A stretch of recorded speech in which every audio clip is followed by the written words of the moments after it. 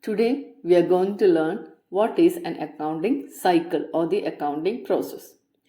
Accounting cycle refers to the specific tasks that are involved in completing an accounting process. So what are the different tasks that are involved in completing an accounting process?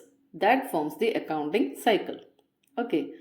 And this accounting cycle length, it can be either monthly, quarterly, half yearly or annually, and it depends upon the organization. Okay, it may vary from one organization to another organization, but the process remains the same. Now, what are the steps involved in the accounting process? First one is collecting and analyzing the documents, then posting in journal, ledger account, trial balance, adjustment entries, adjusted trial balance, then comes the preparation of financial statements, then post-closing entries, and finally the post-closing trial balance. So these are the various steps that are followed in an accounting process. Now we will see somewhat detail of each of these steps. So first step is collecting and analyzing the accounting documents. So this is a very important step because here we are examining the source documents and we are analyzing them. For example, cash, bank, sales and purchase related documents. Such documents we will be examining in this step. So this is a continuous process throughout the accounting period. Then next step is the posting in journal. So on the basis of the above documents, we will pass the journal entries. Okay, first we will examine the documents and then we will pass the journal entries for that. For that we will be using the double entry system in which the debit and credit balance remains equal. And this process is also repeated throughout the accounting period.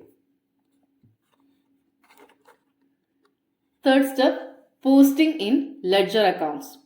So the debit and credit balance of all the above accounts, that is from the journal, they are posted in ledger accounts. A ledger simply means it is a collection of all the accounts. So usually this is also a continuous process for the whole accounting period. Then we will prepare the trial balance. So as the name suggests, what is a trial balance? It is a summary of all the balances of ledger accounts, irrespective of whether they carry debit balance or credit balance. So we follow double entry system of accounts, right? So the total of all the debit and credit balance as appeared in trial balance remains equal. So we need to prepare trial balance at the end of the said accounting period. Posting of adjustment entries. So in this step, the adjustment entries are first passed through the journal. First we will pass the entry in the journal. Then we will post in ledger accounts.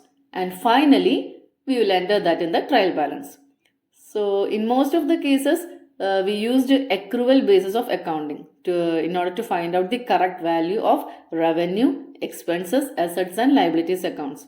So we need to do these adjustment entries. So this process is performed at the end of each accounting period. Then adjusted trial balance. So taking into account the above adjustment entries, we will create adjusted trial balance. And this is a platform to prepare the financial statements of a company. So the next step obviously is the preparation of financial statements. What is a financial statement? Financial statements are the set of statements like income and expenditure account or trading and profit and loss account, cash flow statement, fund flow statement, balance sheet, etc. So with the help of trial balance, we will put all the information into these financial statements. So financial statements clearly show the financial health of a firm. So from that we can know the profits or losses. Then post-closing entries. All the different accounts of revenue and expenditure of the firm, we will transfer that to the trading and profit and loss account. Okay. So with the result of these entries, the balance of all the accounts of income and expenditure accounts, that will come to nil. Okay, zero.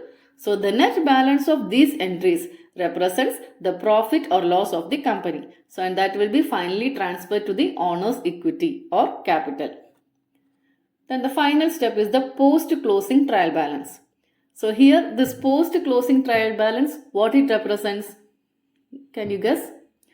The post-closing trial balance represents the balances of asset, liabilities and capital account. So these balances are transferred to the next financial year and it will be the opening balance of the next financial year. I hope all things are clear to you. If you have any doubts, you can post me in the comment box. I will be explaining that in the next video.